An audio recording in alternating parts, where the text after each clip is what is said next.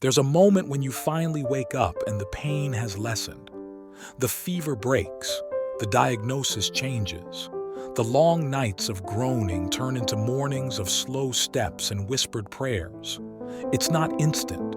It's not always dramatic, but recovery begins. And when it does, something inside you changes, not just your body, but your spirit. James chapter 5, verse 15 says, "And the prayer of faith shall save the sick, and the Lord shall raise him up. And if he have committed sins, they shall be forgiven him." This is not just about healing from a sickness. It's about being raised up after a season of brokenness. It's about recovery. It's about the hand of God reaching into the pit of suffering and pulling you gently back to your feet. James is speaking to a church under pressure, under persecution, and yes, under real illness. But his instruction is clear. The answer is not isolation. It's community. It's prayer. It's faith in the Lord who still heals, still forgives, and still restores.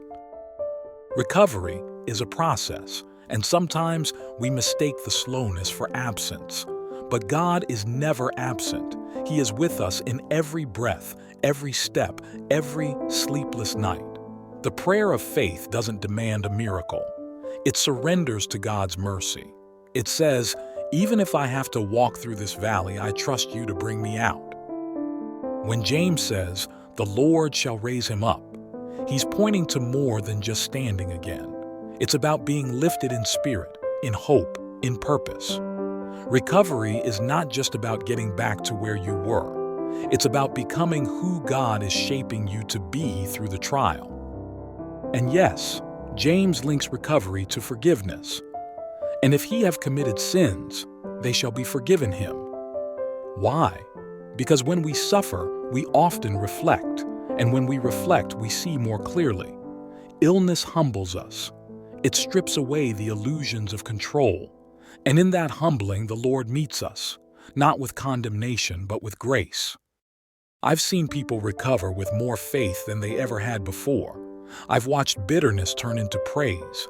I've sat with believers who said their sickness was the very thing that brought them back to God.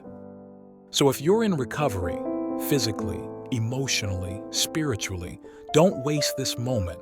Let it drive you closer to Christ. Let it open your heart to the one who forgives. Let it renew your faith in a God who not only heals wounds but restores purpose. You're not just recovering your health, you're recovering your soul. The Lord is raising you up for His glory, for your good, and for the testimony of His power. You are being restored, you are being renewed, and the Lord is not done with you yet.